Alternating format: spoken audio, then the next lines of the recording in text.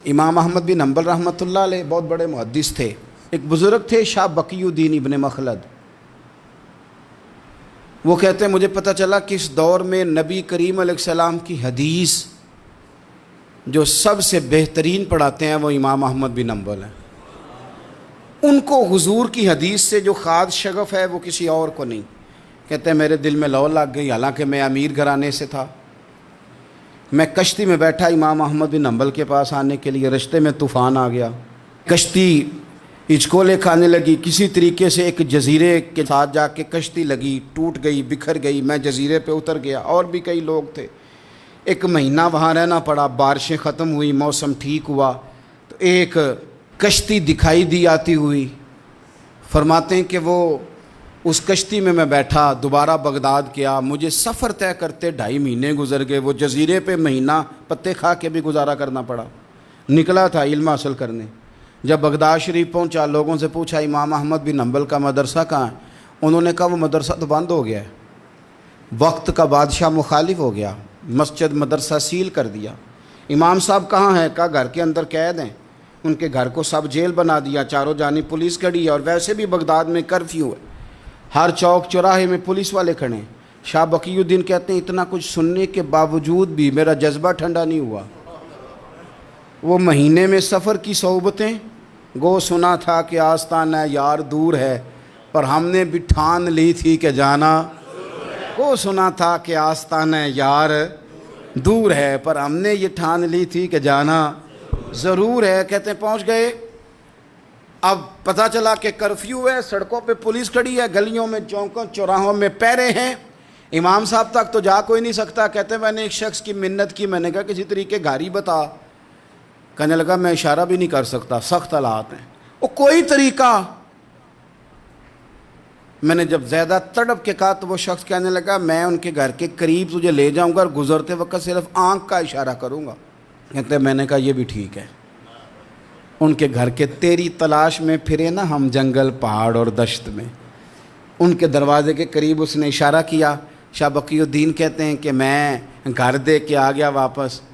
اب میں سوچنے لگا کہ کیسے امام صاحب تک پہنچنا ہے۔ بڑی تجویزیں سوچیں، بڑی تجویزیں، کام والا بن جاؤں، پھیری لگانے لگ جاؤں۔ پھر سوچا کہ اگر میں کچھ بیچوں گا ریڑھی پہ رکھ کے تو کوئی خریدنے نکلے گا، کوئی نہیں نکلے گا، کس طرح کروں، کیا کروں، بڑی سوچیں۔ بالآخر میں نے طے کیا، اللہ اکبر، میں نے نہ کپڑے پھاڑ لیے، امامہ اتار دیا۔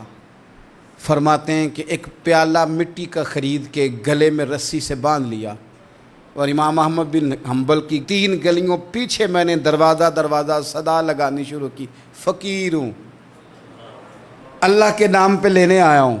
کہتے ہیں ایک ایک دینار مانگتے مانگتے مانگتے مانگتے آزم یار مناؤن دی خاطر اساں کی پیز وٹائے۔ کہتے ہیں مانگتے مانگتے نا میں امام احمد بن حنبل کے دروازے تک آیا۔ امیر گھر کا بچہ تھا، بڑے پیسے جیب میں ہوتے تھے۔ امام کے دروازے پہ صدا لگائی، کوئی ہے اللہ کے نام پہ دینے والا؟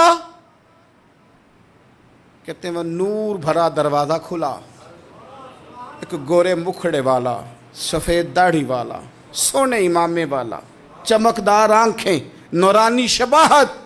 کہتے امام احمد بن حنبل باہر آئے، اور جیسے ہی 1 دینار میرے پیالے میں ڈالنے لگے تو میں نے ہاتھ چوم کے کہا سونیا تیرے قربان جاؤں، میں دینار لینے نہیں آیا، محمد عربی کی حدیثیں سننے آیا ہوں۔ کہتے امام کی بھی آنکھیں کھل گئیں، کہنے لگے اس حال میں اعظم یار مناؤن دی خاطر اساں کی پیس بٹائے۔ کہا حضور کیا کرتا، یہی ایک طریقہ رہ گیا تھا، میں تو کہاں سے چلا ہوں، کہاں پہنچا ہوں، کیا کروں؟ امام صاحب فرمانے لگے پھر میں بھی بڑے دنوں سے پریشان تھا، کوئی سیکھنے والا نہیں مل رہا تھا، تو مل گیا۔ کہنے لگا حضور میں روز آ جاؤں فقیر بن کے، آپ جتنا چاہیں 2 4 5 منٹ میں مجھے حدیثیں سنا دیں، میں اگلے دن یاد کر آیا کروں گا۔ کہتے 2 سال لگ گئے، شاگرد کہاں ملیں گے ایسے، کہاں مرید ملیں گے، گزر گیا دور۔ کہتے ہیں کہ میں نا ہر روز فقیر بن کے جاتا، 3 گلیاں پیچھے مانگنا شروع کرتا، کوئی شک نہ کرے۔ 2 سال دروازے پہ جاتا، آگے پیالہ کرتا، امام 1 دینار ڈالتے اور مصطفیٰ کی حدیثیں سناتے۔ کہتے ہیں حالات بدل گئے۔ 2 سال کے بعد حکومت بدل گئی، امام کا مدرسہ بحال ہو گیا، رش ہو گیا. بادشاہ بڑا عقیدت مند تھا، جو نیا آیا اس نے بڑا کر کے ادارہ بنا کے دیا. جس دن میں گیا تو رش لگا ہوا تھا. کہتے ہیں حالات بدلے تو ہم نے بھی کپڑے بدلے، ہم نے بھی دوبارہ سے دستار باندھی. اور کہتے ہیں بڑے لوگ بیٹھے ہوئے تھے، میں جب داخل ہوا نا تو امام اٹھ کے کھڑے ہوئے. آپ فرمانے لگے پتر ادھر آ، تو آگے آ کے بیٹھ. لوگ دین سیکھنے آتے ہیں، تو فقیر بن کے مانگنے آیا تھا. اور میں بھی باقیوں کو پڑھایا کرتا تھا، تجھے میں دیا کرتا تھا. اور اب باقی پڑھا کریں گے، تجھے دیا جائے گا. اور آج تجھے سینے سے نکال کے دیا کروں گا. زمانے بدل گئے، حالات بدل گئے. وہ شخص چلا گیا، کون حکمران تھا کون نہیں تھا، لیکن استاد شاگرد کے ادب کی داستان قیامت تک باقی رہے گی.